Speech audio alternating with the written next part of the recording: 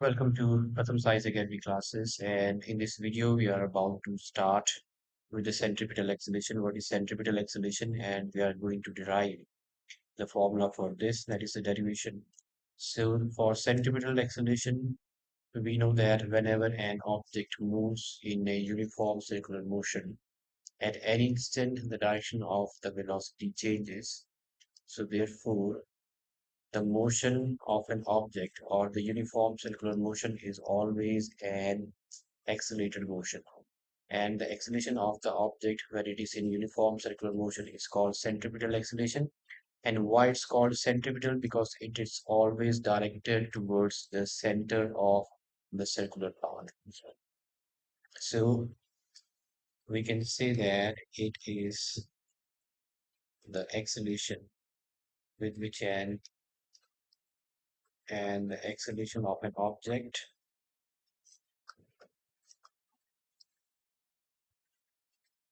moving in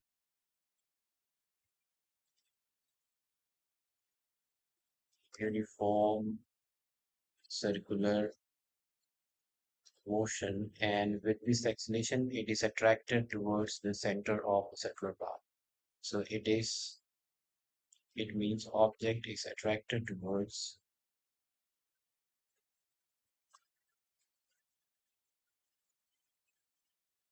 the center of circular path. So it is an acceleration of an object with which it is attracted towards the center of the circular path, and it is called centripetal. Centripetal means center seeking. So it's always towards the center that keeps the object moving in the circular motion. And we are going to find its mathematical expression.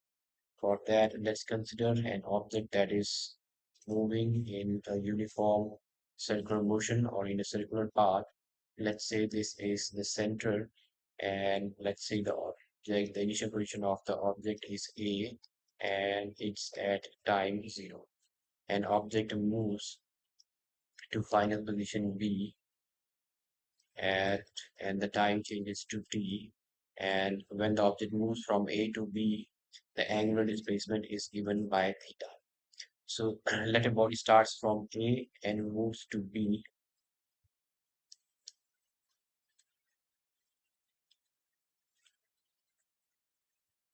So A is the initial position where time is 0, and let's say when the time is t, object moves to B. Object starts from A and moves up to or moves to B when the time is t. Okay,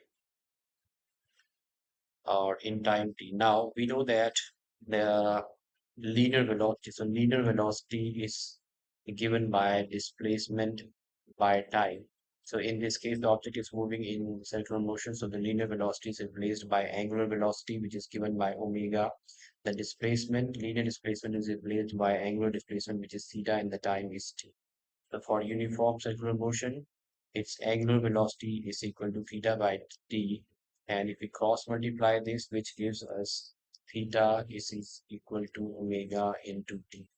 So theta is equal to omega into t. And let's say this is our first set of equation. Let's keep it as equation 1. Okay, now let's draw a perpendicular. Let's draw this perpendicular from B to OA and name it as C. So this is A, B, and C. This is the perpendicular.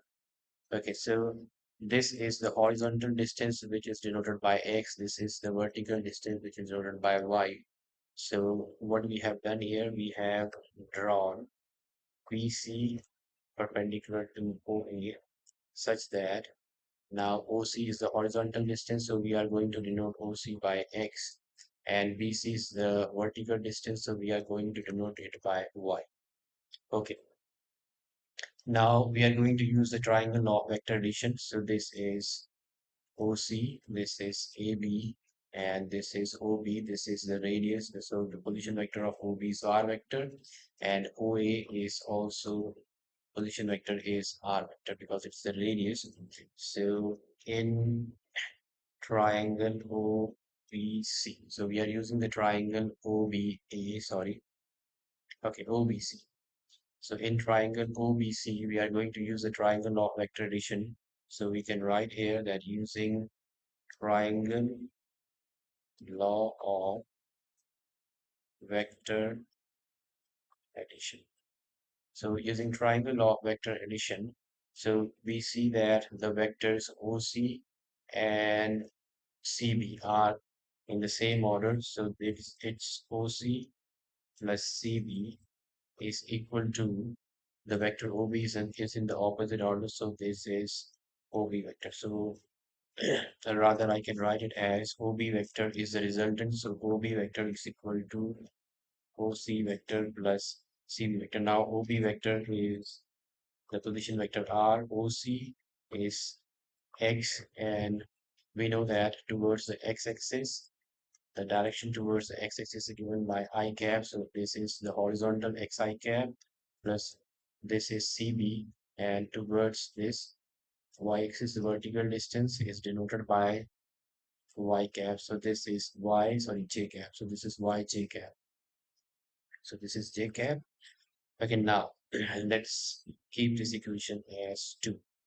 Okay, now in triangle OBC, or we can say that in right angle triangle OBC, which is right angled at C. So this right angle at C, we are going to use the trigonometric ratios. The first one is the sine theta, and the second one is the cos theta, and we are going to find the values of x and y. So we know that sine theta is the perpendicular by hypotenuse, and the perpendicular here for this theta, the perpendicular here is y and the hypotenuse is r. So I'm just going to put the magnitude. This is y by r. And if we cross multiply this, this gives me y is equal to r sine theta. Similarly, in this case, cos theta, we know that the trigonometric ratio cos theta is given by b by h. So for theta, the base is x, hypotenuse is r. So this is x by r. So this is x by r. And if we cross multiply this, which gives me x is equal to r cos theta. So this is 1, 2, and let's say this is 3 and 4. So I'm going to put the value of x and y in 2. So therefore, 2, it becomes the position vector is r vector is equal to value of x was r cos theta, it's I cap. So we have to replace the value of x, now replace the value of y, which is r sine theta j cap, and I'm going to keep it as equation 5. All right, so we have this r vector is equal to r cos theta, and we know that theta.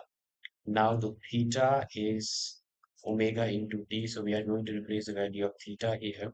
So finally, our r vector is r cos omega t into I cap plus r sine omega t into j cap, and I'm going to keep this as the fifth equation. This is the important one.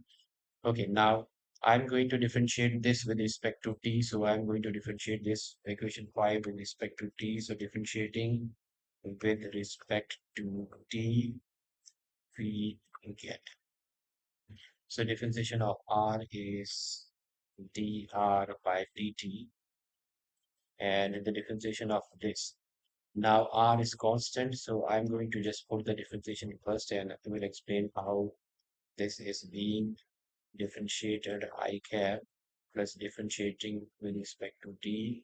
This is r sine omega t into j cap. Okay. Now for this differentiation, r is constant, so I'm going to take it out. And now we are left with the differentiation of cos omega t into I cap. Here r is constant, so r is out. Now this is the differentiation of r sine omega t into j cap. Okay, now we know that the differentiation of cos.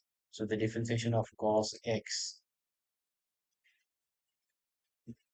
is negative sine x. So instead of x, we are differentiating it with t, and this is cos omega t. So the differentiation is negative sine omega t, and instead of x we have, so instead of t we have omega t, so we have to multiply the differentiation of omega t once again. So this is the differentiation of omega t, so which will give us negative sine omega t. Differentiation of omega t, omega is constant, it's out, and the differentiation of t will be 1. So this is negative sine omega t into omega into 1. So this is now r, and it's sine, negative sine omega t into omega into I cap plus. This is now differentiation of sine is cos omega t, and differentiation of omega t will be omega into j cap. So finally we have dr. This is the rate, r is the distance, the rate of change of distance is actually the velocity. So this is the velocity vector. So velocity vector is equal to minus r sine omega t. This is r omega. This is omega here. So this is r omega into sine omega t into I cap. This is r omega into cos omega t into j cap.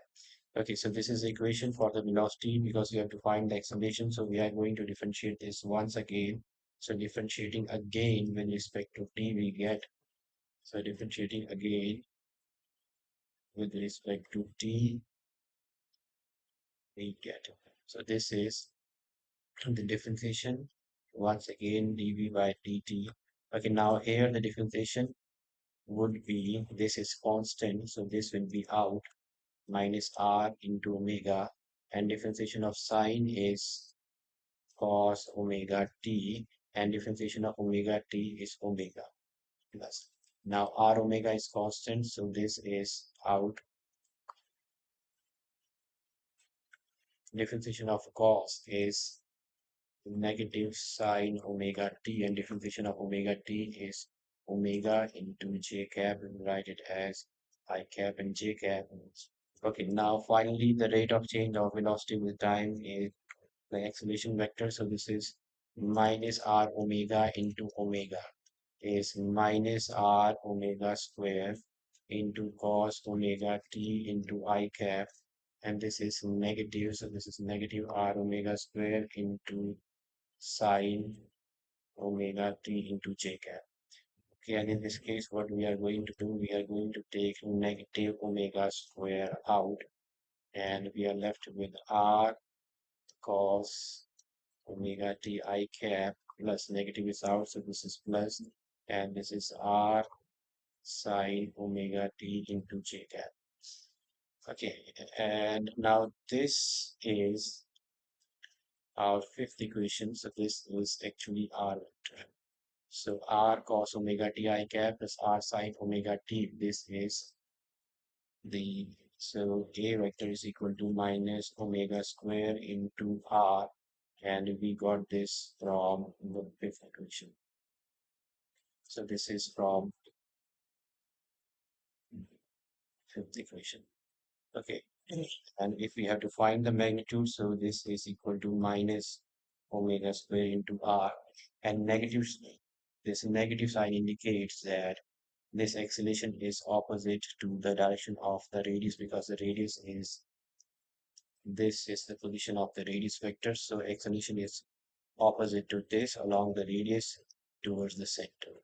And if you want to write the magnitude, so this is only the magnitude, negative indicates the direction, so a is equal to omega square into r, and we know that v is equal to omega into r. Linear velocity is equal to angular velocity into r. From here we can get the value of omega, which is v by r. So this is acceleration, and we can also write in another form. So this is one form, and instead of omega we can write v by r square. So this is a is equal to v square by r square into r. So this gets cancelled, and this is v square by r. So a is equal to v square by r is another form of the expression. So A is equal to V squared by R. So you can either use A is equal to omega square into R, or A is equal to V squared by R. This is the centripetal acceleration. We just write AC, and from here we can also get the centripetal force. If we multiply both these sides by m, so this is m into a, and this becomes mv square by r. So m into a is force, so this is the centripetal force, which has the formula mv square by r. So that we're about to derive this. Okay, now centripetal acceleration can also be written as, we know that omega is equal to 2 pi by t, or this can be written as, now 1 by t is nu, which is the frequency, so this is 2 pi into nu. So I can also write it as 2 pi into nu the whole square into r. So the centripetal acceleration is square of 2 is 4 pi square, and then nu square into this is nu, which is the frequency. So you can use either of these forms for the centripetal acceleration. So this is the mathematical expression for centripetal acceleration, and this is how it is derived. And we are done with the centripetal acceleration. Do like, share, and subscribe. Thank you for watching.